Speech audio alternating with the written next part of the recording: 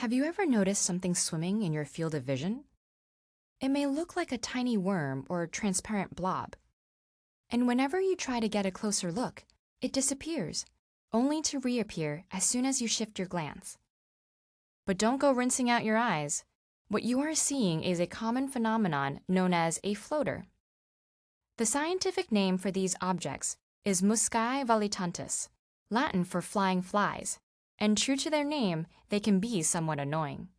But they're not actually bugs or any kind of external objects at all. Rather, they exist inside your eyeball.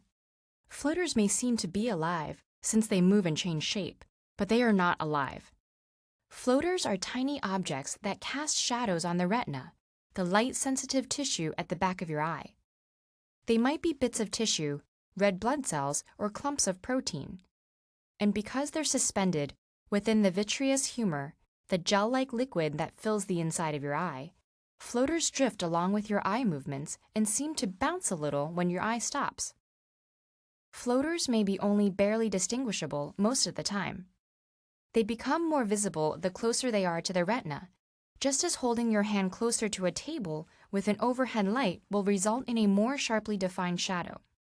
And floaters are particularly noticeable when you are looking at a uniform bright surface, like a blank computer screen, snow, or a clear sky, where the consistency of the background makes them easier to distinguish.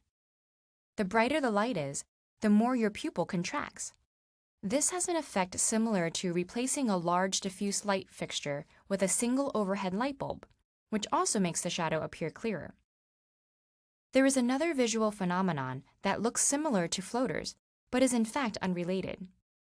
If you've seen tiny dots of light darting about when looking at a bright blue sky, you've experienced what is known as the blue field entoptic phenomenon. In some ways, this is the opposite of seeing floaters. Here you are not seeing shadows, but little moving windows letting light through to your retina. The windows are actually caused by white blood cells moving through the capillaries along your retina surface. These leukocytes can be so large that they nearly fill a capillary, causing a plasma space to open up in front of them. Because the space and the white blood cells are both more transparent to blue light than the red blood cells normally present in capillaries, we see a moving dot of light wherever this happens, following the paths of your capillaries and moving in time with your pulse. Under ideal viewing conditions, you might even see what looks like a dark tail following the dot. This is the red blood cells that have bunched up behind the leukocyte. Some science museums have an exhibit which consists of a screen of blue light, allowing you to see these blue sky sprites much more clearly than you normally would. While everybody's eyes experience these sort of effects, the number and type vary greatly. In the case of floaters, they often go unnoticed as our brain learns to ignore them. However, abnormally numerous or large floaters that interfere with vision may be a sign of a more serious condition, requiring immediate medical treatment.